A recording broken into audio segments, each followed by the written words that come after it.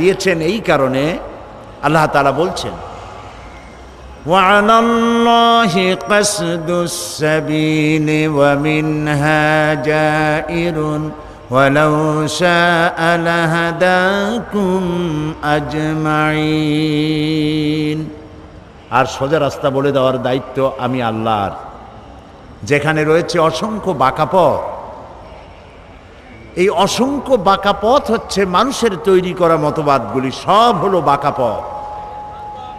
মানুষের তৈরি করা মতবাদগুলি সোজা পথ না বাঁকা পথ? এই বাঁকা পথ সমূহের মধ্যে সোজা পথ বলে দেওয়ার দায়িত্ব আল্লাহ তাআলার। তিনি নিজে বলছেন এটা আমার দায়িত্ব, এটা আমি বলে দেব। আর তাই তিনি যুগে যুগে পেগম্বর প্রেরণ করেছেন এবং তাদের কাছে বাণী পাঠিয়েছেন, কিতাব দিয়েছেন।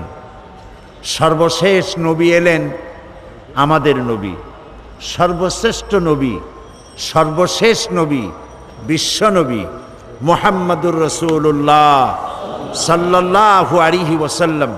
আর তার কাছে শরীয়তকে, দ্বীনকে আল্লাহ তাআলা পূর্ণ করলেন, মোকাম্মাল করলেন, কমপ্লিট করলেন কোরআন নাজিল করে দিয়ে। সুবহানাল্লাহ।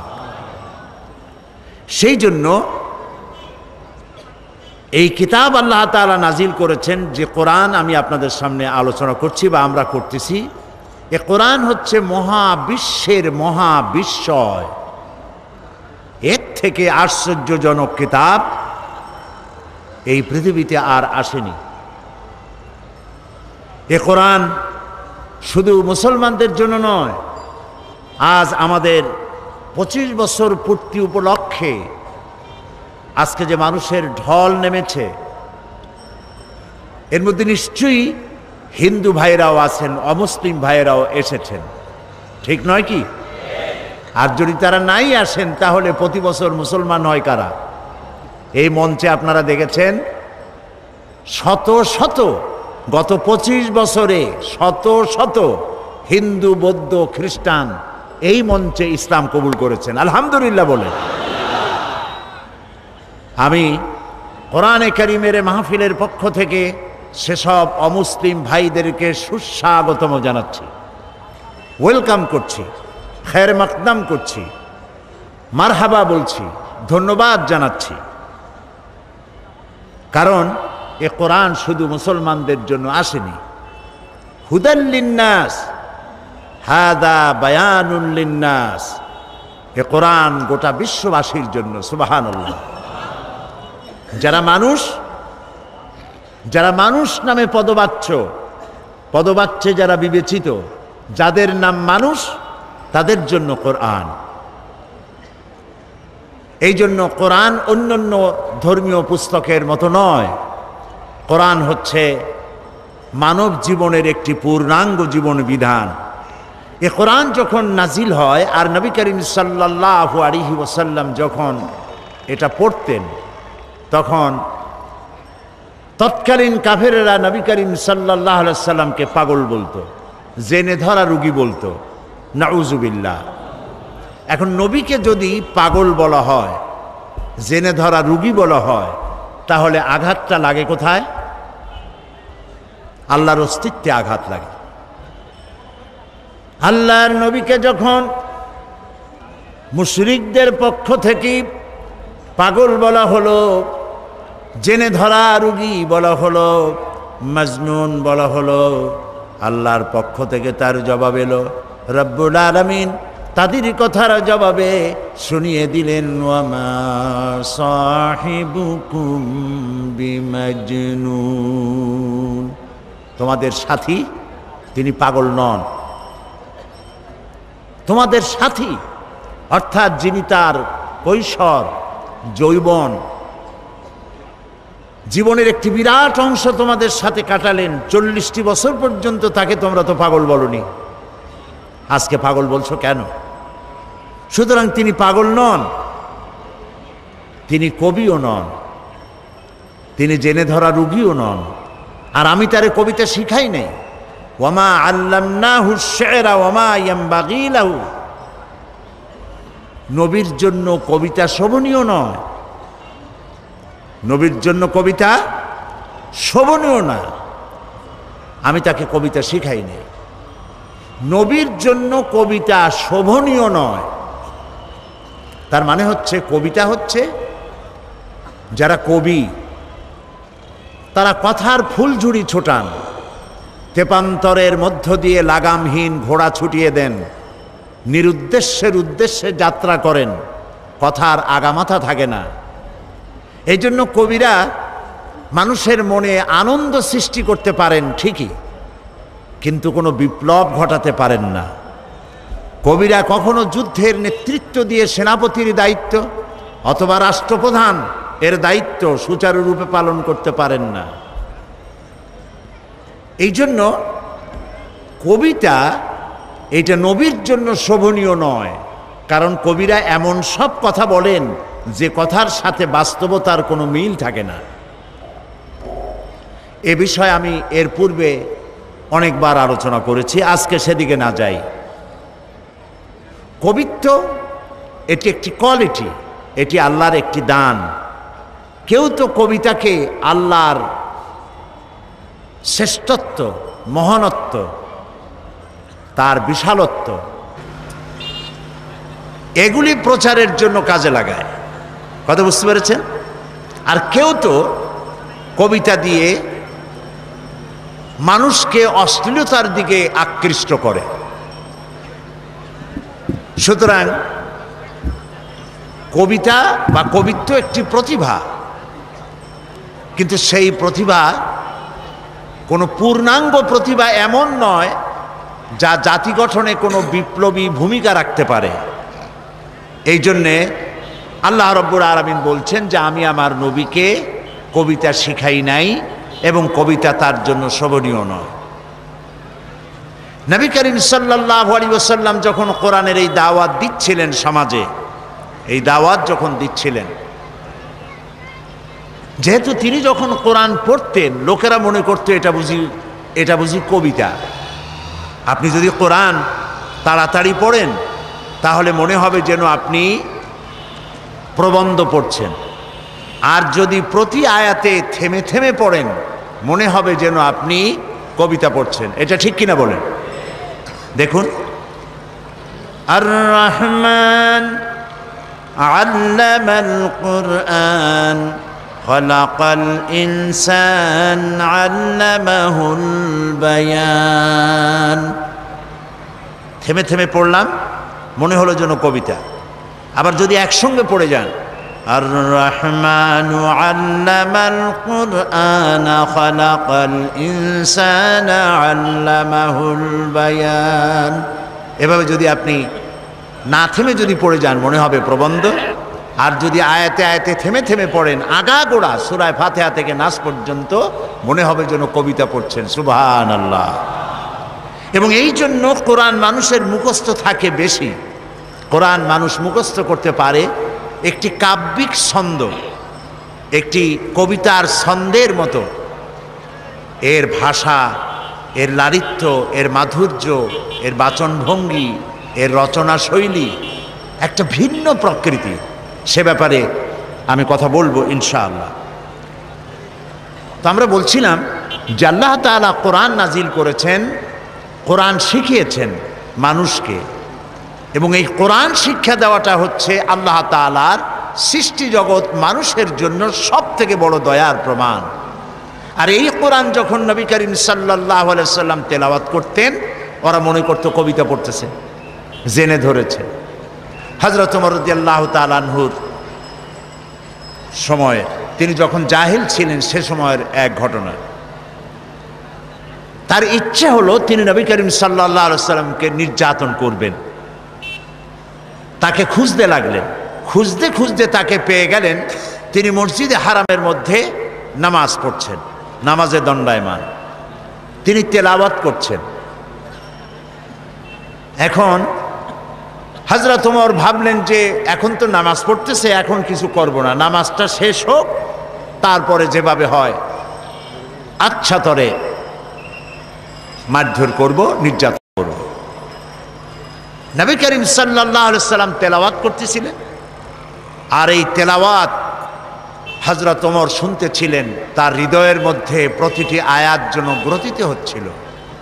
তিনি অবাক হলেন, ভাবলেন মুহাম্মদ সাল্লাল্লাহু আলাইহি ওয়াসাল্লাম নিঃসন্দেহে তাকে কোনো জেন এই সব কথা শিখিয়ে দেয়, নইলে যিনি জীবনেও লেখাপড়া করেন নাই, স্কুলে যান নাই, কলেজে যান নাই, পড়াশোনা করেন নাই, নাম লিখতে পারেন না, পড়তে জানেন না, নাম সই করতে পারেন না, এত সুন্দর করে বলেন কি করে? নিশ্চয়ই কোনো জেনে শেখায়। হযরত ওমর বলেন, আমি যখন এই চিন্তা করছি মনে মনে, জেনের শেখানো কথা হবে বোধ হয়, তখন তিনি নামাজের ভেতরে যা পড়লেন তাতে আমার মনে হলো যেন আমার কথার তিনি জবাব দিলেন। কি পড়লেন? হযরত ওমর যখন এই চিন্তা করতেছিলেন, নবীজি তার তেলাওয়াতের মধ্যে এক পর্যায়ে তিনি তেলাওয়াত করলেন, ইন্নাহু লাকাউলু রাসূলিন কারীম। নিশ্চয়ই এক বার্তাবাহকের বর্ণনা, এক সম্মানিত বার্তাবাহকের বর্ণনা। হযরত ওমর চিন্তা করলেন, আমি যে মনে করেছিলাম জেনের কথা, এটা তো তারই জবাব হলো যেটা জেনের কথা নয়, এটা এক মহান বার্তাবাহকের বর্ণনা। তাহলে জেনের কথা যদি না হয়, তাহলে এটা তো ঠিক যে মুহাম্মদ সাল্লাল্লাহু আলাইহি ওয়াসাল্লাম ফাঁকে ফাঁকে তলে তলে নিজে কোন ফাঁকে যেন কবি হয়ে গেছে, নইলে মিলায় মিলায় বলেন কি করে? হযরত ওমর বলেন, আমি যখন মনে মনে ভাবলাম নবীজি কবি হয়ে গেছেন, মুহাম্মদ সাল্লাল্লাহু আলাইহি ওয়াসাল্লাম কবি হয়ে গেছেন, তখন তিনি নামাজের ভেতরে যা তেলাওয়াত করলেন আমি বুঝলাম আমার কথার জবাব পেয়ে গেছি।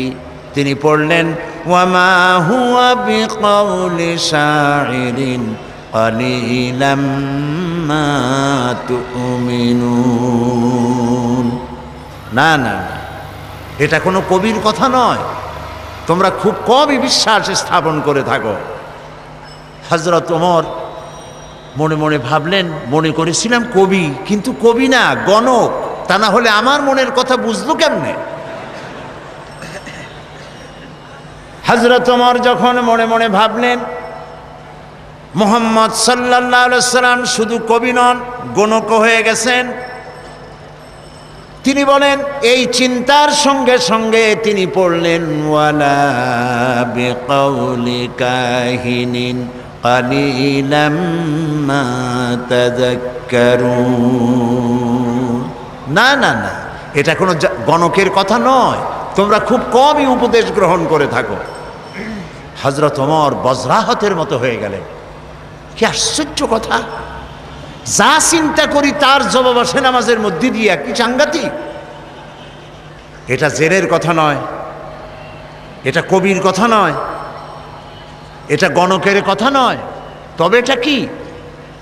হযরত ওমর বলেন, আমি যখন মনে মনে ভাবলাম তবে এটা কি, অমনি জবাব এলো, তিনি নামাজের ভিতরে পড়লেন, তানজিলাম মির রাব্বিল আলামিন। এটি মহান আল্লাহ রাব্বুল আলামিনের বাণী, যিনি তামাম জাহানের পালনেওয়ালা রব, তার কাছ থেকে নাজিলকৃত এটি কিতাব। সুবহানাল্লাহ। হযরত ওমর বললেন, আমার মনে হলো যেন ইসলাম তার নিজস্ব আসন আমার কলিজার মধ্যে গেড়ে বসতেছে। প্রিয় ভাই সব, কোরআন নাজিল হতে থাকলো, নবী করিম সাল্লাল্লাহু আলাইহি সাল্লাম মুখস্থ করতে লাগলেন, আর আল্লাহ তাআলা দুনিয়ার মানুষকে শুনিয়ে দিলেন, এই যে কোরআন, এ সবটা আল্লাহর বাণী। জোরে সোরে একবার বলেন তো, এটা কার বাণী?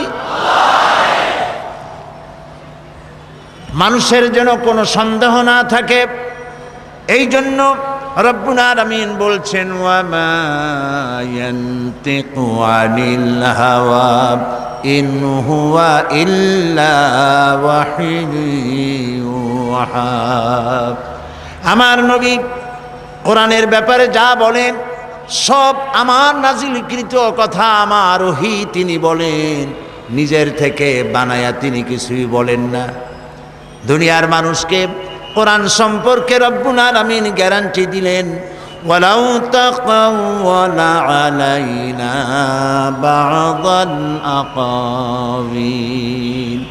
আমার নবী যদি নিজের থেকে কোনো একটি কথা বানায়া আমার নামে কোরআনের ভিতরে যদি চালায় দিতেন, আমি আমার নবীর ডান হাতকে চেপে ধরতাম, আর আমার নবীর কণ্ঠ নালীকে আমি আল্লাহ কেটে ফেলে দিতাম। একটি কথাও তিনি নিজের থেকে এর মধ্যে ঢুকান নাই। এর মধ্যে যত কথা, সব কথাগুলি কার? সবাই বলুন, আল্লাহ তাআলার বাণী দিয়ে ভরা। আল্লাহ তাআলা বলছেন, এর উপর থেকে, এর নিচের থেকে, এর ডান দিক থেকে, এর বাম দিক থেকে শয়তানের, বাতিলের প্রবেশের কোনো অধিকার নাই।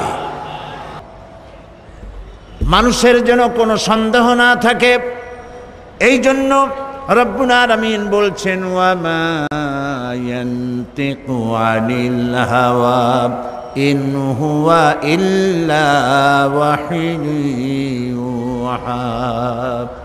আমার নবী কোরআনের ব্যাপারে যা বলেন সব আমার নাজিলকৃত কথা, আমার ওহী তিনি বলেন, নিজের থেকে বানায়া তিনি কিছুই বলেন না। দুনিয়ার মানুষকে কোরআন সম্পর্কে রব্বুল আলামিন গ্যারান্টি দিলেন, ওয়ালাউ তাকাওয়ালা আলাইনা বা'দাল আকাওয়িল। আমার নবী যদি নিজের থেকে কোনো একটি কথা বানায়া আমার নামে কোরআনের ভিতরে যদি চালায় দিতেন, আমি আমার নবীর ডান হাতকে চেপে ধরতাম, আর আমার নবীর কণ্ঠ নালীকে আমি আল্লাহ কেটে ফেলে দিতাম। একটি কথাও তিনি নিজের থেকে এর মধ্যে ঢুকান নাই। এর মধ্যে যত কথা, সব কথাগুলি কার? সবাই বলুন, আল্লাহ তাআলার বাণী দিয়ে ভরা। আল্লাহ তাআলা বলছেন, এর উপর থেকে, এর নিচের থেকে, এর ডান দিক থেকে, এর বাম দিক থেকে শয়তানের, বাতিলের প্রবেশের কোনো অধিকার নাই। এটিকে হেফাজত করেছেন স্বয়ং আল্লাহ রাব্বুল আলামিন। কে হেফাজত করেছেন? আল্লাহ তাআলা নিজেই। এই জন্য কোরআন আল্লাহ নাজিল করেছেন। এই নাজিল করার জন্য একজন বিশ্বস্ত ফেরেশতাকে ব্যবহার করেছেন। সব ফেরেশতা আল্লাহর কাছে বিশ্বস্ত, যেহেতু ফেরেশতাদের এই মাজাল নাই, তাদের এই ক্ষমতাই নাই যে আল্লাহর হুকুমের বাইরে কোনো কাজ তারা করতে পারে। তাদের দায়িত্বই হচ্ছে আল্লাহর হুকুম মেনে নিজেদেরকে পরিচালিত করা। এর বাইরে কিচ্ছু করার কোনো গুঞ্জাইশ তাদের নাই। কিন্তু এই ফেরেশতাদের মধ্য থেকে একজন ফেরেশতাকে আল্লাহ বেছে নিলেন, যাকে আল্লাহ তাআলা বললেন শাদীদুল কুওয়া, যাকে বললেন রূহুল আমিন। আমরা তাকে কি নামে চিনি? মাশাআল্লাহ, আপনারা সবাই জানেন তার নাম হযরতে জিবরাইল আলাইহিস সালাম। তিনি হলেন আল্লাহ তাআলার জেনুইন, অথেন্টিক, স্পেশাল মেসেঞ্জার। সমস্ত নবীর কাছে এই ওহী পাঠাবার জন্য আল্লাহ তাকে ব্যবহার করেছেন। এই কোরআন সবটা হলো ওহী। এই কোরআনের মধ্যে সবটা কি? ওহী। এখন ওহী কি জিনিস সেটা আমাদেরকে বুঝতে হবে। ওহী শব্দের অর্থ হলো ইশারা করা, কোনো জিনিসের ভাব উদ্রেক করে দেওয়া, মনের মধ্যে কোনো ভাবের উদ্রেক করে দেওয়া, ইশারা করে দেওয়া। এখন এই ওহী কয়েক প্রকার হয়ে থাকে। এই ওহীর কথা কোরআন শরীফে বলা হয়েছে, মৌমাছির কাছেও আল্লাহ ওহী করেছেন, আবার মুসা আলাইহিস সালামের মায়ের কাছেও ওহী করেছেন। তো মৌমাছির কাছে যে ওহী আল্লাহ করেছেন, সেখানে কি জিবরাইল এসেছিল? মুসা আলাইহিস সালামের মায়ের কাছে যখন ওহী করেছিলেন, তখন কি জিবরাইল এসেছিলেন? ওই ওহী কি ধরনের? আর নবীদের কাছে যখন ওহী হয়, সেই ওহী বা কি ধরনের? আসুন কোরআন থেকেই জানি। মৌমাছি সম্পর্কে আল্লাহ তাআলা বলেন, ওয়া আওহা রাব্বুকা ইলান নাহলি আনিত্তাখিযি মিনাল জিবালি বুয়ুতা। তোমার রব মধুমক্ষিকাকে ওহী করে যে পাহাড়ে, বিল্ডিংয়ে, গাছে বাসা বানাও, ঘর বানাও, মৌচাক বানাও। এই যে ওহী করলেন, এখানে জিবরাইল আসে নাই। বিষয়টা হলো মৌমাছির মনের মধ্যে। মৌমাছির মন আছে কিনা? মন আছে কিনা? প্রত্যেক প্রাণীরই মন আছে। ওর মনের মধ্যে, ওর চিন্তার মধ্যে ভাবের উদ্রেক করে দিয়েছেন আল্লাহ তাআলা। সেই ভাবের উদ্রেকেই সে গাছে মৌচাক বেঁধেছে, বিল্ডিংয়ের কার্নিশে বেঁধেছে, আবার পাহাড়েও এই মৌচাক বেঁধেছে। এটা হলো এই রকম। এই ওহির অর্থ হচ্ছে ইশারা করে দেওয়া, ভাবের উদ্রেক করে দেওয়া। আবার মুসা আলাইহিস সালামের মা সম্পর্কে আল্লাহ তাআলা বলছেন, ইয আওহাইনা ইলা উম্মিকা মা ইউহা। মুসা আলাইহিস সালামকে বলছেন, স্মরণ করো সেই সময়ের কথা যখন তোমার মাকে ওহী করা হয়েছিল। সেটা হলো ফেরাউন বলেছিল যে আমার এই দেশে যত নারীরা গর্ভবতী হবে পাহারা লাগাও, এদের মধ্যে যে সমস্ত কন্যা সন্তান প্রসব করবে তাদেরকে বাঁচিয়ে রাখো, আর যত পুত্র সন্তান হবে সবগুলিকে মেরে ফেলো, যাতে মুসা আলাইহিস সালাম আসতে না পারে। কিন্তু এইখানে কার কথা উঁচায় থাকলো, ফেরাউনের কথা না আল্লাহর কথা? কালেমাতুল্লাহি হিয়াল আউলিয়া। এখন আল্লাহ তো মুসা পাঠাবেন, ফেরাউন মুসা আসতে দেবে না, ইচ্ছা পূরণ হবে কার? এই 4-5 জনে কইলে হয় নাকি? জোরে জোরে কন্যা কার? আল্লাহ তাআলার ইচ্ছা পূরণ হবে। মুসা আলাইহিস সালামের মায়ের পেটে মুসা আলাইহিস সালাম এলেন। আল্লাহ তাআলা বলছেন আমি তাকে ওহী করলাম। তার মানে হলো যখন মুসাকে তিনি প্রসব করবেন, মুসা আলাইহিস সালামকে, তখন মুসা আলাইহিস সালামের মায়ের মনের মধ্যে ভাবের উদ্রেক করে দিলেন আল্লাহ তাআলা এভাবে, সন্তান প্রসব করেই তাকে একটি বাক্সের ভিতরে আটকাইয়া নদীর ভিতরে ছেড়ে দাও। এখানে জিবরাইল আলাইহিস সালাম আসেনি। সুতরাং এই সব ব্যাপারে যত ওহির কথা হয় বুঝতে হবে ভাবের উদ্রেক করে দেওয়া, ইশারা করা। কিন্তু এই ওহি যখন কোনো নবীর প্রতি ওহি করা হয়, বলা হয়, তখন বুঝতে হবে সেখানে এসেছিলেন কে? জিবরাইল আলাইহিস সালাম।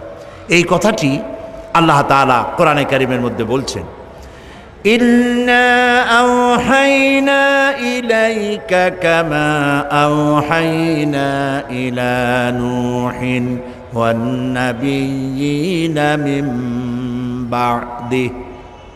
নিশ্চয়ই আমি আপনার প্রতি ওহী নাজিল করেছি, এবং এই ওহী শুধু আপনাকে দিয়ে শুরু করি নাই, এই ওহী নাজিল করেছি আপনার প্রতি যেমন করে নাজিল করেছিলাম নূহ আলাইহিস সালামের প্রতি এবং তার পরবর্তী সমস্ত নবীদের উপরে। ওয়া আওহাইনা ইলা ইব্রাহিমা ওয়া ইসমাঈলা ওয়া ইসহাকা ওয়া ইয়াকুবা ওয়াল আসবাত। এবং এইভাবে করে ইব্রাহিম, ইসমাঈল, ইসহাক, ইয়াকুব আলাইহিমুস সালাম এবং তার আওলাদদের প্রতি যত নবী হয়েছে প্রত্যেক নবীর কাছে আমি ওহী পাঠাইছি জিবরাইলের মাধ্যমে। আচ্ছা, জিবরাইলকে না দিয়া আল্লাহ তাআলা নিজে বললে অসুবিধা কি হইতো? প্রশ্ন উঠতে পারে। সে প্রশ্নের জবাব আল্লাহ দিচ্ছেন, ওয়ামা কানা লিবাশারিন আন ইউকাল্লিমাহুল্লাহু ইল্লা ওয়াহইয়ান আও মিন ওয়ারাই হিজাবিন আও ইউরসিলা রাসূলান ফায়ুহি বিইذনিহি মা ইয়াশা। আল্লাহ তাআলা বলেন, এটা কখনোই সম্ভব নয় যে আল্লাহ রাব্বুল আলামিন কোনো মানুষের মুখোমুখি হয়ে, কোনো মানুষের সামনাসামনি হয়ে তিনি কথা বলবেন। এটা আদৌ সম্ভব নয়। আল্লাহ তাআলা কোনো মানুষের সামনাসামনি কথা বলবেন, এটা আদৌ সম্ভব নয়। কারণ আল্লাহ তাআলা বলেছেন, লা তুদরিকুহুল আবসার, কোন দৃষ্টি শক্তি আমাকে তার দৃষ্টির সীমার ভেতরে পরিব্যাপ্ত করতে পারবে না। সুবহানাল্লাহ কইতে ইচ্ছা করে না? মুসা আলাইহিস সালাম বলেছিলেন, রব্বি আরিনি, হায় আল্লাহ আমি তোমারে দেখতে চাই। আল্লাহ তাআলা সাফ একটি জবাব দিয়েছেন, লান তারানি, কখনো দেখতে পারবে না। মুসা আলাইহিস সালাম খুব আদুরে নবী ছিলেন, বেশি আদরের ছিলেন। তিনি যখন বেশি বেশি দেখতে চাইলেন, আল্লাহ তাআলা বললেন তাহলে একটি পরীক্ষা হোক, টেস্ট হোক, দেখতে পারবা কিনা তার একটা টেস্ট হতে হবে। আল্লাহ তাআলা তার সম্মুখ থেকে 70,000 পর্দা ভেতর দিয়ে সামান্য নূরের তাজাল্লি নিক্ষেপ করলেন পাহাড়ের প্রতি ডাইরেক্ট। তিনি তো দেখতে পারবেনই না, পাহাড়ের উপরে নূর ফেলেছেন, সেই নূরকে তিনি বরদাস্ত করতে পারেন নাই। মূসা আলাইহিস সালাম বেহুশ হয়ে জমিনে পড়ে গিয়েছে। এখানে মূসা আলাইহিস সালাম আর মুহাম্মদ সাল্লাল্লাহু আলাইহি সাল্লামের মধ্যে পার্থক্য হচ্ছে এই, মূসা আলাইহিস সালাম পাহাড়ের প্রতি পড়া নূরকে সহ্য করতে পারেন নাই, বেহুশ হয়ে পড়েছেন। কিন্তু মেরাজে নবী করিম সাল্লাল্লাহু আলাইহি সাল্লাম নূর দেখেছেন আর বেহুশ হয়ে পড়েন নাই। আল্লাহ তাআলা কোরআন শরীফে এটা বলেছেন। অন্য কোনো সময় সুযোগ পেলে তখন সেই কাহিনী শোনানো যাবে কোরআনে কারীম থেকে। সুতরাং মূল কথা হচ্ছে এই যে আল্লাহ তাআলাকে কোনো মনুষ্য শক্তির দৃষ্টি সীমার ভিতরে কোনো দৃষ্টি শক্তি লা তুদরিকুহুল আবসার, আল্লাহর দৃষ্টি সীমার ভেতরে তো সব, কিন্তু কোন শক্তি তার দৃষ্টি দিয়ে আল্লাহকে সীমাবদ্ধ করতে পারবে না। সুবহানাল্লাহ বিহামদিহি। তো আল্লাহ রাব্বুল আলামিন মানুষের সঙ্গে যেহেতু তিনি কথা সরাসরি বলবেন না, কথা বলতে গেলে তিনি মিন ওয়ারায়ে হিজাব, পর্দার আড়াল থেকে বলেন, নতুবা তিনি জিবরাইলের মাধ্যমে, ফেরেশতার মাধ্যমে কথা বলেন। কোরআনে কারীম আল্লাহ তাআলা নাজিল করলেন জিবরাইলের মাধ্যমে। এর সূরা নাস থেকে শুরু করে সূরা ফাতিহা থেকে, বিসমিল্লাহ থেকে শুরু করে সূরা নাস পর্যন্ত সম্পূর্ণ কোরআন বহন করে নিয়ে এসেছেন কে বলুন তো? জিবরাইল আলাইহিস সালাম। এই কিতাবের বিশুদ্ধতা সম্পর্কে কোনো কথা উঠতে পারে পাঠকের মনে। দেখুন, পৃথিবীতে যত লেখকরা বই লেখেন, প্রত্যেক লেখক শুরুতেই তার দুর্বলতা স্বীকার করেন। আপনারা কি কথা শুনতেছেন? সেই সাথে বুঝতেছেন? আলহামদুলিল্লাহ বলেন। প্রত্যেক অথার, রাইটার, মুসান্নিফ, লেখক বই লিখতে গিয়ে শুরুতেই বলেন, এই লেখার মধ্যে আমার ভুল ত্রুটি হতে পারে, তথ্য এবং তত্ত্বগত, অথবা প্রিন্টিং মিস্টেক হতে পারে। কোনো সহৃদয় পাঠক যদি তার চোখে কোনো ভুল ধরা পড়ে আমাকে জানিয়ে দিলে কৃতজ্ঞতার সাথে আগামী সংস্করণে সংশোধন করতে বাধ্য থাকিব। এরকম লেখা থাকে কিনা? না, এইরকম লেখা থাকে, আমি যে একখানা বই লেখছি এর মধ্যে ভুল ধরে কার বাপের মাথায় কয়টা মাথা। আলহামদুলিল্লাহি রাব্বিল আলামিন। সমস্ত প্রশংসা, যাবতীয় প্রশংসা আল্লাহ রাব্বুল আলামিনের, যিনি কিতাব নাজিল করেছেন। সুবহানাল্লাহ। আর এক কথা উল্টান, যেখান থেকে শুরু করবেন ওইখানেই দেখেন বিশুদ্ধতার গ্যারান্টি। যালিকাল কিতাবু লা রাইবা ফি। এটা হচ্ছে সেই কিতাব যে কিতাবের ভিতরে সন্দেহের কোনো অবকাশ নাই, বিন্দুমাত্র সন্দেহ নাই। লা রাইবা ফি, এর মধ্যে কোনো সন্দেহ নাই, ভুল নাই, ত্রুটি নাই, বিচ্যুতি নাই। চ্যালেঞ্জ। আল্লাহ রাব্বুল আলামিন বিশ্ববাসীকে চ্যালেঞ্জ করলেন, আম ইয়াকুলুনা ইফতারাহু কুল ফাআতু বিসূরাতিন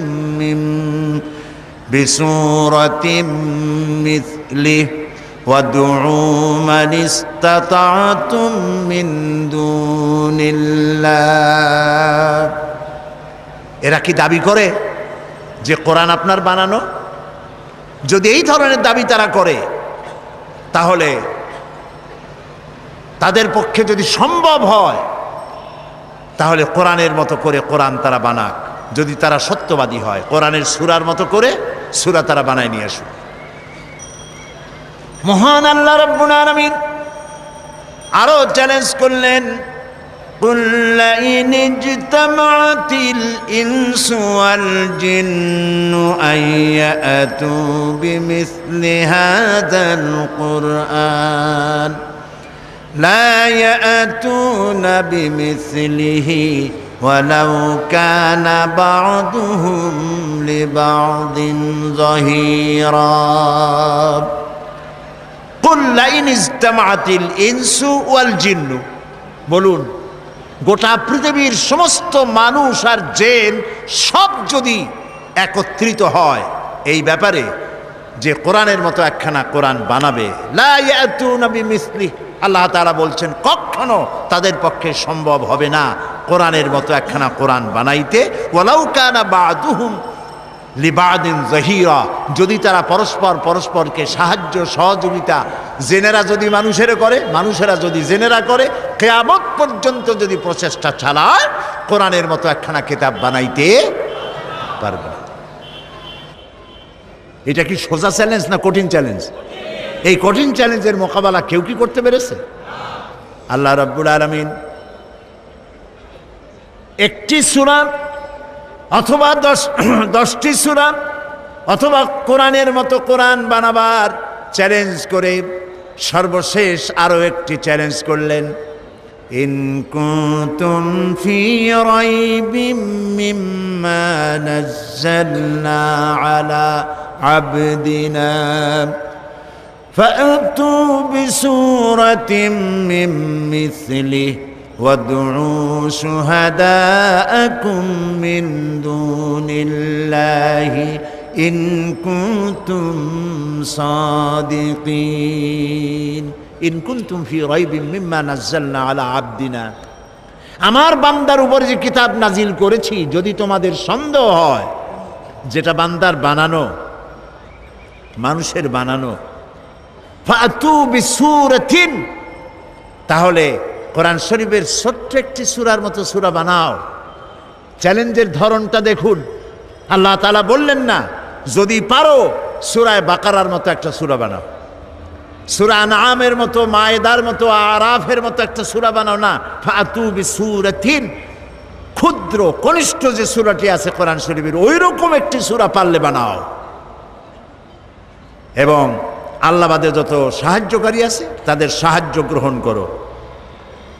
আজ পর্যন্ত এই চ্যালেঞ্জের মোকাবেলা কেউ করতে বলেন পারে নাই। আল্লাহকে তো মানুষ অস্বীকার করে না, অস্বীকার বলে না যে আল্লাহ নাই, দেয়ার ইজ নো গড বলে না, স্রষ্টা বলতে কেউ নাই বলে না। এরকম পাগল ছাগল দুনিয়ায় আছে যারা বলে স্রষ্টা বলতে কেউ নাই বলে, কিন্তু একথা কেউ বলে না যে কোরআন শরীফ এটা মানুষের বানানো, এটা বলে না কেউ। আপনারা শুনছেন নাকি কেউ বলেছে কোরআন মানুষের বানানো? বলে না। কেন বলে না? কারণ হলো এরা জাতে মাতাল হলেও তালে ঠিক আছে। ওদের চিন্তা যে যদি বলি এটা মানুষের বানানো তাহলে যারা শুনবে তারা এসে পাড়াইয়া ধরবে, বলবে বেটা তুইও তো মানুষ, পারলে বানা কোরআন শরীফ একটু দেখা। মুসাইলামা কাজ্জাব নবুয়তের দাবি করলো আর তাকে চেপে ধরলো উম্মতেরা। উম্মত তো কিছু পাইয়াই গেছিল, তারা তাকে চেপে ধরা হলো যে নবী হইলেন তাই এতদিন নবী হয়েছেন, একটা সূরা আমরা পাইলাম না, এটা কেমন কথা? মুহাম্মদ সাল্লাল্লাহু আলাইহি সাল্লামের উপরে এত সূরা আসে নিয়ে কুলাইতে পারেন আর আপনি একটাও দিতে পারলেন না। সে কয় যে দেখো আমি কেবল না নবী হইলাম, জিবরাইল একটু আসবে তো আসতে দাও। তো ধীরে ধীরে একদিন বলল যে হ্যাঁ আমার কাছে এবার একটা সূরা দিয়ে গেছে, গভীর রাত্রে জিবরাইল আসছিল, সূরাটা দিয়ে গেছে। কি সূরা? কয় যে ভালো সূরা। তো শুনান আমাদেরকে, সবাই আগ্রহ নিয়ে বসে আছে কি একখান সূরা শুনাইবে। তো শুনাইলো ইন্না আ'তাইনাকাল হাক ফাসাল্লি লিরাব্বিকা ওয়াজআক ইন্না শানিয়াকা হুয়াল আবলাহ। উম্মতেরা কয় কি সাংঘাতিক সূরায় পড়লে তো কাইসে মরে যাব। আরে ওর অর্থ কত বেকায়দা, এইটা কোনো অর্থ হইল? ইন্না আ'তাইনাকাল হাক, আমি তোমাকে হুতুম পেঁচা দান করছি। নবীও যে কায়দার, পাখিও সেই কায়দার। ফাসাল্লি লিরাব্বিকা ওয়াজআক, অতএব তুমি তোমার রবের উদ্দেশ্যে চিৎকার মারো। ইন্না শানিয়াকা হুয়াল আবলাক, কারণ তোমার শত্রুরা হবে সাদা এবং কালো রঙের। পৃথিবী সূর্য তো পশ্চিম দিক থেকে উদয় হবে, কিন্তু কোরআন শরীফের মতো একটি সূরা তো দূরের কথা, একটি ছোট্ট সূরাও কেউ তৈরি করতে পারবে না। এবার জোরে সোরে বলেন সুবহানাল্লাহ। এটার নাম হচ্ছে কোরআন শরীফ। এটার নাম কি? কোরআন শরীফ। এই কোরআন হচ্ছে চিরন্তন শাশ্বত এক বিশাল মুজিজা। সুবহানাল্লাহ বলতে ইচ্ছে করে না ভাই? কোরআন কি মুজিজা। এই পৃথিবীতে আল্লাহ রাব্বুল আলামিন যত নবী পাঠিয়েছেন সমস্ত নবীদের কি উন্নত মানের চরিত্র দিয়েছেন আর মুজিজা দিয়েছেন, ওহী দিয়েছেন। সব নবীদেরকে কম বেশি মুজিজা দেওয়া হয়েছে। মুজিজা যারা পেলেন মারা যাওয়ার সঙ্গে সঙ্গে মুজিজা শেষ হয়ে গেল, মুজিজার কার্যকারিতা আর রইল না। যেমন মুসা আলাইহিস সালামের মুজিজা ছিল হাতের লাঠি ফেলে দিলে কি হয়ে যেত। মুসা আলাইহিস সালাম ইন্তেকাল করেছেন, লাঠিখানা কবরে নিয়ে যান নাই। উম্মতেরা হাজারো চেষ্টা করে 1 সেকেন্ডের জন্য এক বিগত একটা সাপ বানাইতে পারে নাই। দাউদ আলাইহিস সালামের মুজিজা ছিল তার গলার আওয়াজ, এত সুন্দর আওয়াজ তাকে আল্লাহ রাব্বুল আলামিন দান করেছিলেন। তিনি যখন জাবুর শরীফ তেলাওয়াত করতেন উড়ন্ত পাখিগুলি ওড়া বন্ধ করে হযরত দাউদের চতুর্দিকে বসে আল্লাহর কালাম শুনত। লোহা ধরে চাপ দিলে পরে পানি হয়ে হাতের কর দিয়া গলে গলে পড়ে যেত।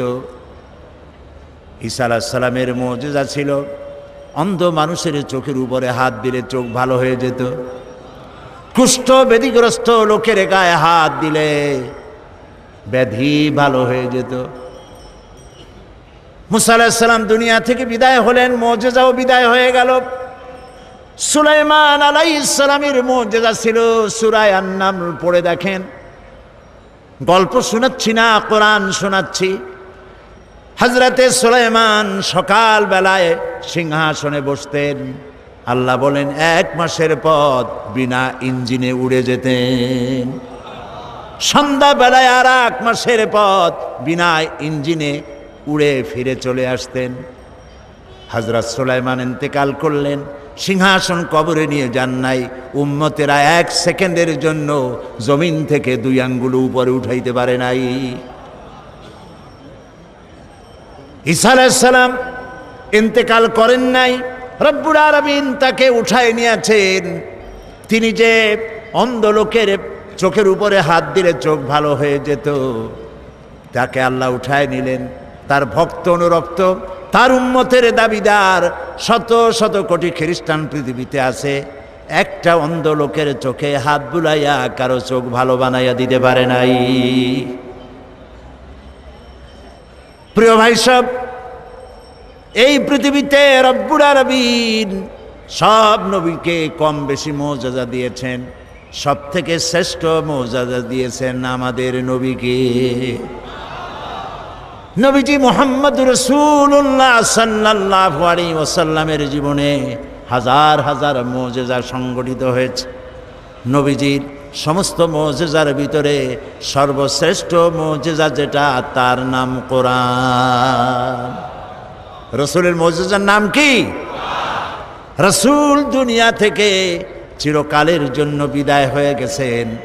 মুজিজা কবরে নিয়ে যান নাই, মুজিজা রেখে গেছেন। এই মুজিজা থাকবে কিয়ামত পর্যন্ত। লোকেরা শুনবে, বোঝে না তাও কান্দে। রমজান মুবারকের মাসে তারাবির নামাজের ভিতরে লোডশেডিং হয়, বিদ্যুৎ চলে গেছে, পাখা ঘোরে না, গরমের মধ্যে ঘরমাক্ত হয়। কোরআন শোনা বাদ দিয়া নামাজিরা বাইর হয়ে যায় না। সারা পৃথিবী জুড়ে সব থেকে বেশি যে কিতাব পড়া হয়েছে তার নাম কোরআন শরীফ। আজও কোরআন শুনে কাফের বেঈমান ইহুদি খ্রিস্টান মুসলমান হয়ে যায়, পড়ে লা ইলাহা ইল্লাল্লাহু মুহাম্মাদুর রাসূলুল্লাহ। শ্রেষ্ঠ মুজিজা, সুবহানাল্লাহ বলেন।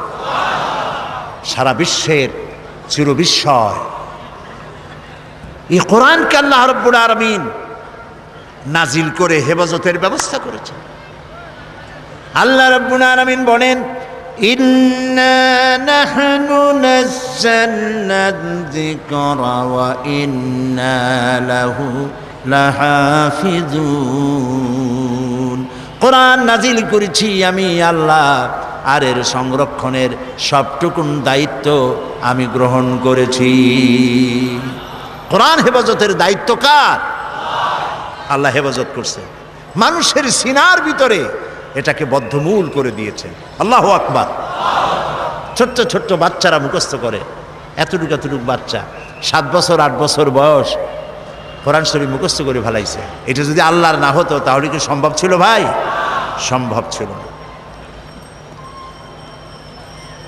প্রতি রমজান মাসে, বুখারীর হাদিস, প্রতি রমজান মাসে জিবরাইল আলাইহিস সালাম নবী করিম সাল্লাল্লাহু আলাইহি ওয়াসাল্লামের কাছে আসতেন আর বলতেন, এ পর্যন্ত যতটুকু নাজিল হয়েছে আমাকে পড়ে শোনান।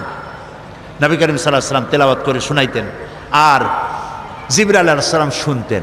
এরপরে হযরত জিবরাইল বলতেন, ইয়া রাসূলুল্লাহ, এবার আমি পড়ি, আপনি শোনেন। এটা এই জন্য করতেন যাতে করে আল্লাহর কালাম মুখস্থ করার ব্যাপারে কোনো ভুল ত্রুটি হয়ে না যায়। দেখেন না, রমজান মাস আসার আগে হাফেজ সাহেবরা একজন আরেকজনের শুনাইতে থাকে যাতে ইয়াদে কোনো রকম সর্বনাশ না হয়। 3 পারা দিয়ে 7 পারায় না ঢোকে, 9 পারা দিয়ে 13 পারায় না যায়।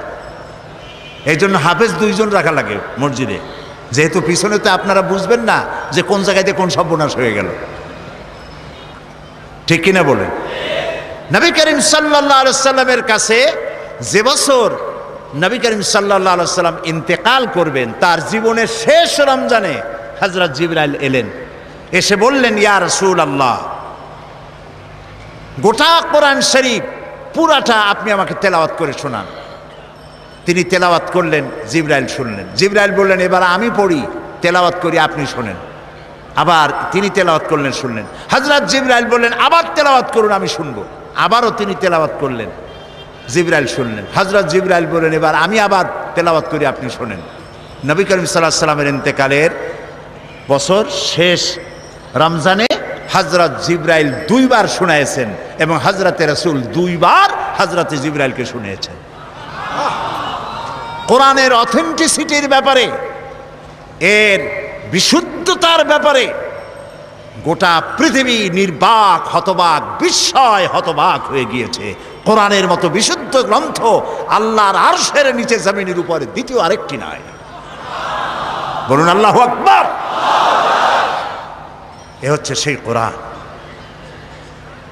এই কোরআন কোনো গতানুগতিক কিতাব নয়। এর মধ্যে রয়েছে ইতিহাস, রয়েছে বিজ্ঞান।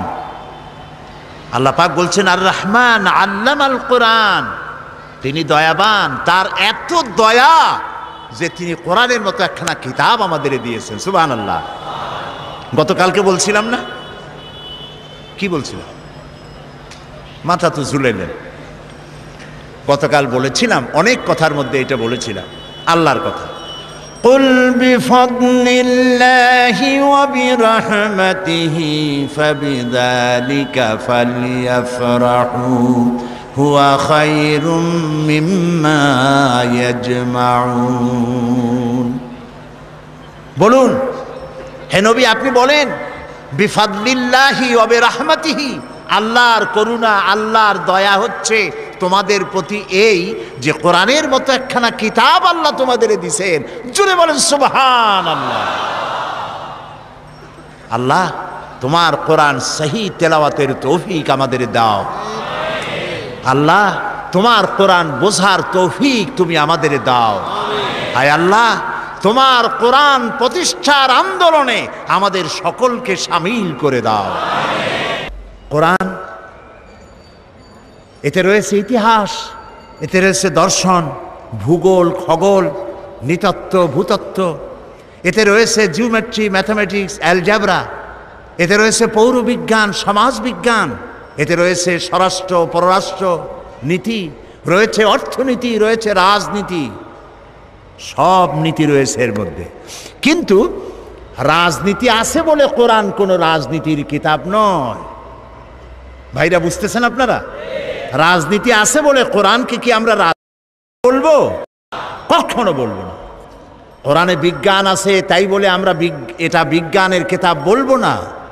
কোরআনে অর্থনীতি আছে বলে এটাকে আমরা অর্থনীতির কিতাব বলবো না। তবে কি বলবো? আমরা বলবো এই পৃথিবীর মানব গোষ্ঠী তাদের জীবন পরিচালনার জন্যে যত নীতি প্রয়োজন সকল নীতির মূল নীতি বিধৃত হয়েছে এই কোরআনের মধ্যে। সব আছে, আল্লাহ তাআলা সব কথা খুলে খুলে বয়ান করে দিয়েছেন। এখন এই যে কোরআন আমরা পেয়েছি আল্লাহর কাছ থেকে, আল্লাহ তাআলা আমাদের দিয়েছেন, এই কোরআন শুধু নামাজ রোজার কথা বলেনি। কোরআন শরীফ ৬৬৬৬টি আয়াত বলা হয় কম বেশি। এই ৬৬৬৬টি আয়াতের মধ্যে মাত্র ৫৫০ আয়াত হচ্ছে হুকমে শরঈ। বলুন তো কি মানে? আদেশ নিষেধ, শরীয়তের বিধান সংক্রান্ত আয়াতের সংখ্যা ৫৫০। একটু ভাবুন, একটু চিন্তা করেন, মজা পাবেন। তো ৬৫০০ আয়াতের মধ্যে যদি ৫৫০ আয়াত হয় আদেশ আর নিষেধ, বাকি আয়াতগুলি কি তা কি কখনো চিন্তা করার অবকাশ হয়েছে? আমাদের মাথায় কি চিন্তা আসছে? কখনো আসে নাই। কপাল আমাদের এমনি এমনি পড়ে নাই। ইরাকের ভাগ্য এমনি এমনি নষ্ট হয় নাই। Palestine, Kashmir, Chechnya, Bosnia, Somalia, Eritrea, আলজেরিয়ার ভাগ্য এমনি এমনি নষ্ট হয় নাই। নষ্ট হয়েছে আমাদের কারণে। কাদের কারণে? আমাদের কারণে। আমরা কোরআনের কাছের থেকে যখন যাই চোখ বুজে যাই।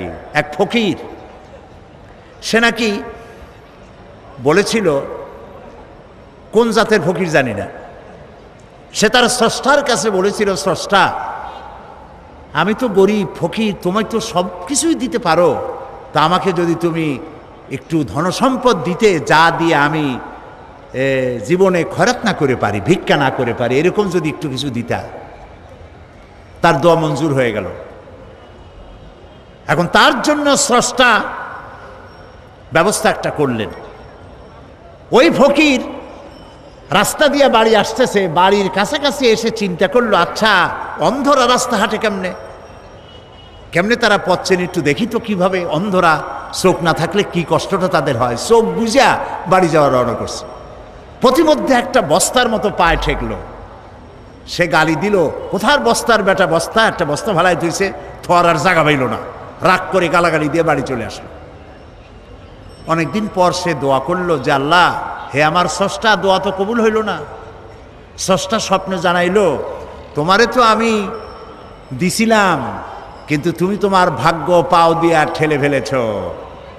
সব জায়গায় চোখ খুলে আসছো, যেখানে মণিমুক্তা ভরা বস্তা রাখছিলাম ওই জায়গায় চোখ বুঝাইতে গেছো। এই পৃথিবীতে মানুষের, মুসলমানেরা তাদের স্বাধীনতা, সার্বভৌমত্ব, তাদের ইজ্জত, তাদের সম্ভ্রম, তাদের নেতৃত্ব, তাদের কর্তৃত্ব, তাদের প্রভুত্ব পৃথিবীর উপরে প্রতিষ্ঠিত করে দেবে যে কোরআন, সেই কোরআনের ব্যাপারে তারা অন্ধ। সব বোঝে, কোরআন বোঝে না। বিমল মিত্রের কড়ি দিয়া কিনলাম বই, এত বড় বই, আগাগোড়া পড়তে মাথায় যন্ত্রণা হয় না। শরৎচন্দ্র, বঙ্কিম, রবীন্দ্রনাথের রচনাবলী এত বড় বড়, সব পড়ে মাথায় যন্ত্রণা হয় না। কিন্তু কোরআনে কারিমের অনুবাদ সহ পড়তে গেলে মাথায় যন্ত্রণা, পেটে গ্যাস্ট্রিক, চোখের মধ্যে জ্বালা করে, কানের মধ্যে সনসন করে, তাই তকদিরও ঠন ঠন করে। এই তকদিরকে যদি আমরা তকদির খুলতে চাই, ভাগ্য বদলাতে চাই, এই কোরআনের বিকল্প আকাশের নিচে জমিনের উপরে কিচ্ছু নাই। প্রিয় ভাই সব, এই কোরআন এমন এমন ঘটনা বর্ণনা করেছে যা ষষ্ঠ শতাব্দীর দুনিয়া এর কিছুই জানতো না। এ কোরআন অবশ্য কিছু কিছু ঘটনা ইহুদিদের কিতাব এসছে, কিন্তু তা অতিরঞ্জিত, বিকৃত হয়ে এসেছে। আল্লাহ পাক ওহির মাধ্যমে নবী করিম সাল্লাল্লাহু আলাইহি সাল্লামকে ইতিহাস শিখাইছেন, ইতিহাস জানিয়েছেন। আদম আলাইহিস সালাম, নূহ আলাইহিস সালাম, ইব্রাহিম আলাইহিস সালাম, ফিরাউন, নমরুদ ইত্যাদির ইতিহাস, রাসূলকে সঠিক ইতিহাস কে শিখাইছে? বলেন। আল্লাহ রাব্বুল আলামিন বলেন, তিলকা মিন আম্বাইল গায়বি নূহিহা ইলাইকা মা কুনতা তা'লামুহা আনতা ওয়ালা কাওমুকা মিন ক্বাবলি হাদা। এটা হলো সেই অজ্ঞাত ঘটনা বলি, যে আপনি এ সম্পর্কে কিছুই জানতেন না, আপনিও জানতেন না, আপনার কওমও জানতো না। আমি ওহীর মাধ্যমে সঠিক ঘটনাগুলি আপনাকে জানিয়ে দিয়েছি। হযরত ইউসুফ আলাইহিস সালামের ঘটনা বর্ণনা করে আল্লাহ পাক বলছেন, যালিকা মিন আম্বাইল গায়বি নূহিহি ইলাইকা ওয়া মা কুনতা লাদাইহিম ইয আজমাউ আমরাহুম ওয়া হুম ইয়ামকুরুন। এটা হলো সেই ঘটনা যা আমি ওহীর মাধ্যমে আপনাকে জানিয়েছি, ইউসুফ আলাইহিস সালামের ঘটনা। অথচ তার ভাইরা যখন ঐক্যবদ্ধভাবে তার বিরুদ্ধে ষড়যন্ত্র করতেছিল, তখন আপনি সেখানে উপস্থিত ছিলেন না। আমি ওহীর মাধ্যমে প্রাগ ঐতিহাসিক এসব ঘটনা আপনাকে জানিয়ে দিয়েছি। আল্লাহ রাব্বুল আলামিন হযরত মূসা আলাইহিস সালামের ঘটনা রাসূলকে কোরআনের মাধ্যমে শোনাচ্ছেন আর বলছেন, وَمَا كُنْتَ بِجَانِبِ الْغَرْبِيِّ إِذْ قَضَيْنَا إِلَى مُوسَى الْأَمْرَ وَمَا كُنْتَ مِنَ الشَّاهِدِينَ। আর সিনাই পর্বতের পশ্চিম প্রান্তে মূসা আলাইহিস সালামকে আমি যখন তাকে নির্দেশাবলী দিয়েছিলাম, আপনি সেখানে উপস্থিত ছিলেন না। আমি ওহীর মাধ্যমে আপনাকে সে ঘটনাও জানিয়েছি। كذلك نقص عليك من أنباء ما قد سبق وقد آتيناك من لدنا ذكرا। এভাবেই আপনার কাছে অতীতের সমস্ত ঘটনা বলি আমি আপনাকে নিজের নিকট থেকে একটির পর একটি করে ওহীর মাধ্যমে জানিয়ে দিয়েছি। এভাবে আল্লাহ তাআলা রাসূলকে ইতিহাস জানালেন। আল্লাহ তাআলা রাসূলকে বিশ্বলোক সম্পর্কে, ঊর্ধ্বলোক সম্পর্কে জ্ঞান দান করেছেন। 1665 খ্রিস্টাব্দে স্যার আইজ্যাক নিউটন তিনি মাধ্যাকর্ষণ শক্তির কথা বিশ্ববাসীকে জানালেন। কিন্তু আশ্চর্যের কথা যে নবী করিম সাল্লাল্লাহু আলাইহি ওয়াসাল্লাম কখনো কোনো সায়েন্স ল্যাবরেটরিতে কোনো গবেষণা করেননি, কোনো একাডেমিক কোয়ালিফিকেশন গ্রহণ করেননি, লিখতে জানেন না, পড়তে জানেন না। স্যার আইজ্যাক নিউটন যে তথ্য তিনি দিলেন 1665 খ্রিস্টাব্দে, আজ থেকে 1500 বছর পূর্বে এক নিরক্ষর উম্মি নবীর মুখ থেকে আল্লাহ রাব্বুল আলামিন সেই মাধ্যাকর্ষণ শক্তির কথা কোরআন শরীফে আল্লাহ উল্লেখ করে দিয়েছেন। আল্লাহ রাব্বুল আলামিন বলেন, ইন্নাল্লাহা ইউমসিকুস সামাওয়াতি ওয়াল আরদা আন তাজুলা। নিশ্চয়ই আল্লাহ নবমণ্ডল এবং ভূমণ্ডলকে এমনভাবে ধারণ করে রেখেছেন যে এটা পরস্পর থেকে বিচ্ছিন্ন হতে পারে না। এর মধ্যেই ইঙ্গিত রয়েছে যে প্রত্যেকটি গ্রহের আলাদা আলাদা ল অফ গ্র্যাভিটেশন, মাধ্যাকর্ষণ শক্তি রয়েছে। সুবহানাল্লাহ বলুন। আমি ব্ল্যাক হোলের কথা আপনাদেরকে গত বছর না কবে শুনিয়েছিলাম। এই ব্ল্যাক হোলের কথা, অন্ধকূপের কথা আজ বিজ্ঞানীরা বলছেন। মহাশূন্যের ভিতরে রয়েছে ব্ল্যাক হোল। ব্ল্যাক হোলটা কি, একথা আমি আপনাদের সামনে আলোচনা করেছিলাম যে সূর্য হচ্ছে পৃথিবীর চাইতে 13 লক্ষ গুণ বড়, আর গ্যালাক্সির ভিতরে, ছায়াপথের ভেতরে, মিল্কি ওয়ের ভেতরে রয়েছে অসংখ্য তারকা এমন, যার এক একটি তারকা যে সূর্য পৃথিবীর চাইতে 13 লক্ষ গুণ বড়, এরকম 2.5 থেকে 3 কোটি সূর্য খাইয়া হজম করতে পারে এমন হাজার হাজার তারকা আল্লাহ তাআলা মহাশূন্যে রেখে দিয়েছেন। বিজ্ঞানীরা মনে করেছিল এইটাই সব থেকে বড়, মহাশূন্যের থেকে বড় আর কিছু নাই। পরবর্তী সময় বিজ্ঞানীরা দেখলো যে না, ওর থেকেও বড় জিনিস আছে। সেটা কি? সেটা হলো ব্ল্যাক হোল, অন্ধকূপ।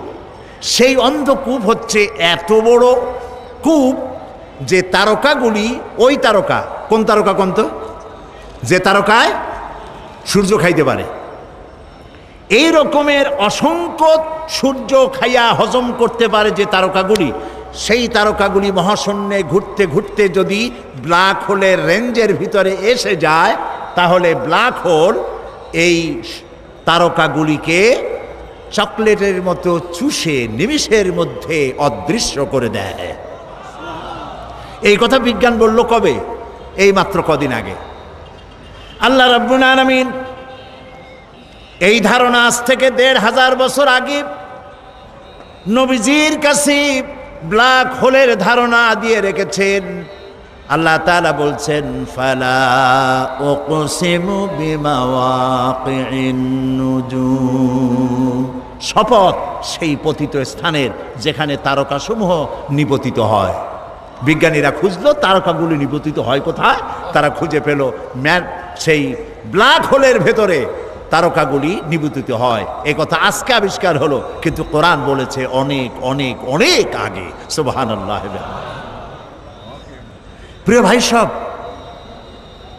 মানুষ এই যে চন্দ্র সূর্য সৌরজগৎ সম্পর্কে এর গতিশীল, সবকিছুই যে গতিশীল, কোপারনিকাস, কেপলার, গ্যালিলিও, নিউটন এসব বিজ্ঞানীদের জানার বহু পূর্বে ইসলাম, কোরআন মানুষকে তা জানিয়ে দিয়েছে। এই পৃথিবীর সবকিছুই গতিশীল, এ সম্পর্কে মানুষের বিভিন্ন ধারণা ছিল। কেউ বলেছে চন্দ্র ঘোরে, কেউ কয় সূর্য ঘোরে, কেউ কয় কিছুই ঘোরে না, কেউ কয় সম্ভবত আমরাও ঘুরি। কিন্তু মূল কথাটা কি, ঘোরে কে, এ বিষয়ে ফাইনাল সিদ্ধান্ত কে দিতে পারবেন বলেন তো সবাই? আল্লাহ রাব্বুল আলামিন দুনিয়াবাসীকে আজ থেকে ১৫০০ বছর আগে সব কিছুই যে গতিশীল সে সম্পর্কে আল্লাহ পাক জানায় দিলেন, লাশ-শামসু ইয়ানবাগি লাহা আন তুদরিকাল কমারা ওয়ালাল লাইলু সাবিকুন নাহার ওয়া কুল্লুন ফি ফালাকি ইয়াসবাহুন। প্রবল জ্ঞানী হইবে যাহারা, আপন মনেতে বুঝিবে তাহারা, রাত্রি পারে না আগে যাইবার, দিনের স্থান করি অধিকার। চন্দ্র বাঁধে না সূর্যের গায়েতে, সূর্য পারে না চন্দ্রকে ধরিতে, যার যে স্থান বহাল রাখিয়া ভ্রমণ করিছে খোদাকে ডরিয়া। ওয়া কুল্লুন ফি ফালাকি ইয়াসবাহুন, যা কিছু আছে মহাশূন্যে সব ঘুরছে ঘুরছে ঘুরছে, কেউ দাঁড়ানো নাই। পৃথিবী ঘোরে, চন্দ্র ঘোরে, সূর্য ঘোরে, সব ঘুরছে। এই তথ্য আল্লাহ তাআলা দিয়েছেন। বিজ্ঞানের অনেক থিওরির ভিতরে এটিও একটি থিওরি যে বিজ্ঞানের কোনো থিওরি ফাইনাল নয়। আজকে এক বিজ্ঞানী এক কথা বলল, কালকে আরেকজন আসে থাপ্পড় মেরে তারটা উড়াই দিয়ে নিজেরটা এস্টাবলিশ করত, ঠিক না? কিন্তু কোরআন শরীফের ব্যাপারে কোরআনে বর্ণিত বিজ্ঞানের এই তত্ত্বটি ভুল, এই কথা বলার মতো হিম্মত পৃথিবীতে কারো আজও হয়েছে? যদি কারো হিম্মত হয় বলেন, আমরা শুনি। এই হিম্মত পৃথিবীতে কারো নাই। এ কোরআন মানুষের সৃষ্টি নৈপুণ্যতার কথা বলেছে, কিভাবে মানুষ সৃষ্টি হয়েছে এ ধারণা দিয়েছে কোরআন। এ ধারণা দিতে গিয়ে দার্শনিকরা ভুল করেছে। মার্কস বলেছেন মানুষ পেট সর্বস্ব, ফ্রয়েড বলেছেন মানুষ সেক্স সর্বস্ব, ডারউইন বলেছে মানুষ কেবলমাত্র। সে আল্লাহ রাব্বুল আলামিন কোরআনের মধ্যে ধারণা দিয়ে দিয়েছেন তোমাদের উৎপত্তি কোত্থেকে, তোমাদের দাদা নানা বান্দর না। কেউ যদি বলে আমার নানা বান্দর, আমার দাদা উল্লু, এই সব কথা বলার মধ্যে কোনো কৃতিত্ব আছে, কোনো মজা আছে, কোনো মর্যাদা আছে? আল্লাহ তাআলা শিখিয়ে দিয়েছেন আমরা আদম থেকে, আমরা বান্দর থেকে না, আমরা আদম থেকে, আর আদম মাটি থেকে। সুবহানাল্লাহ বলেন, সুবহানাল্লাহ। প্রিয় ভাই সব, কোরআন এসব কথায় বৈজ্ঞানিক তত্ত্বগুলি আল্লাহ তাআলা কোরআনের মধ্যে স্পষ্ট করে মানব গোষ্ঠীকে জানিয়ে দিয়েছে। বিজ্ঞান বলছে যে একদিন, দেখুন বিজ্ঞান আর কোরআনের মধ্যে আমি প্রায় বলে থাকি কথা যে বিজ্ঞান এবং কোরআন পারস্পরিকভাবে সাংঘর্ষিক বা কন্ট্রাডিক্টেড নয়। যেখানে কন্ট্রাডিকশন সৃষ্টি হয় সেখানে প্রাধান্য দিতে হবে কাকে? কোরআনকে। তবে একথা আমি স্বীকার করি, বিজ্ঞানের আবিষ্কার যত বাড়বে কোরআন বোঝা মানুষের জন্য তত সহজ হবে। এখন বিজ্ঞান বলছে যে চন্দ্র সূর্য একদিন এর উত্তাপ হারিয়ে ফেলবে এবং চাঁদে কোনো আলো থাকবে না, সূর্যে কোনো আলো থাকবে না, এমন এক সময় আসবে। কে বলল? বিজ্ঞান বলল। বিজ্ঞানের আজকের এই বক্তব্য ১৫০০ বছর আগে আল্লাহ রাব্বুল আলামিন কোরআনে কারীমের মাধ্যমে নবীজিকে জানায় দিয়েছেন, ইয়াসআলু আইয়ানা ইয়াউমুল কিয়ামা ফাইদা বারিকাল বাসার ওয়া খাসাফাল কামার ওয়া জুমিআশ শামসু ওয়াল কামার। আল্লাহ তাআলা বলেন, এরা রাসূলকে জিজ্ঞেস করে যে কিয়ামত কবে হবে। আল্লাহ তাআলা বলেন, নবীজি আপনি বলে দেন যেদিন মানুষ তার দৃষ্টি শক্তি ঝলসে যাবে আর চাঁদে কোনো আলো থাকবে না, সূর্যেরও একই অবস্থা হয়ে যাবে। চাঁদ এবং সূর্যের আলো থাকবে না, এই কথা আজকে বলতেছে বিজ্ঞানীরা, কিন্তু আল্লাহ তাআলা ১৫০০ বছর আগে কোরআনে কথা বলে রেখেছেন। ইযাস শামসু কুবিরাত ওয়া ইযান নুজুমুন কাদারাত ওয়া ইযাল জিবালু সুজ্জিরাত। যেদিন সূর্যে কোনো আলো থাকবে না, নক্ষত্রগুলো স্থানচ্যুত হয়ে যাবে আর পাহাড়গুলো সরে যাবে। কিয়ামতের কথা জিজ্ঞাসা করা হলে পরে আল্লাহ রাব্বুল আলামিন এ জবাব দিয়া দিলেন, সূর্যেও আলো থাকবে না, চাঁদেও আলো থাকবে না, সব কিছু শেষ হয়ে যাবে। এবং বিজ্ঞানীদের মতে প্রকৃতি সমস্ত প্রক্রিয়া একদিন বন্ধ হয়ে যাবে। এই প্রকৃতি, এই সূর্য চন্দ্রের চলাচল, এই সমুদ্র মহাসমুদ্রের জোয়ার ভাটা, এই পৃথিবীর চলমান সভ্যতা, এর সব কিছু একদিন শেষ হয়ে যাবে, বিজ্ঞানীরা বলছে।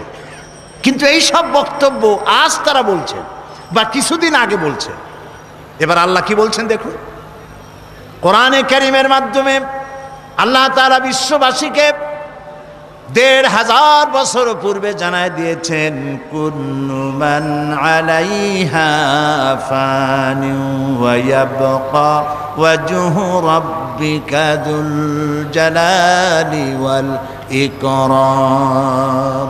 বিশ্ব যা কিছু আছে সব ধ্বংস হয়ে যাবে, একমাত্র অবশিষ্ট থাকবেন তিনি, যিনি এই সব কিছুকে সৃষ্টি করেছেন। তার অস্তিত্ব ছাড়া আর সব শেষ হয়ে যাবে। সুতরাং বিজ্ঞান যা কিছু আমাদেরকে বলেছে তার বহুলাংশে আল্লাহ তাআলা কোরআনে কারীমের মধ্যে এই তত্ত্বগুলি আমাদেরকে জানিয়ে দিয়েছেন। আজ যে উদ্ভিদের কথা বলা হচ্ছে, উদ্ভিদ সম্পর্কে গবেষণা চালিয়ে বিজ্ঞানীরা বলছেন, এই সিদ্ধান্তে তারা উপনীত হয়েছেন যে প্রকৃতির মধ্যে উদ্ভিদ হচ্ছে মানুষের সব থেকে বড় বন্ধু। আল্লাহ তাআলা এই কথা কোরআনে কারীমের মধ্যে বলে রেখেছেন উদ্ভিদ সম্পর্কে। ওয়াল আরদা বাদা যালিকা দাহাহা আখরাজা মিনহা মাআহা ওয়া মারআহা। আল্লাহ তাআলা অতঃপর তিনি জমিনকে বিস্তার করে দিয়েছেন এবং এর দ্বারা তিনি উদ্ভিদ উদ্গত করে দিয়েছেন। গাছের চারা হলো এই যে গাছগুলি, গাছ আমাদের বন্ধু। গাছ আমাদের কি বলেন সবাই? গাছ আমাদের বন্ধু। আমাদের বন্ধু, সেই জন্য এদের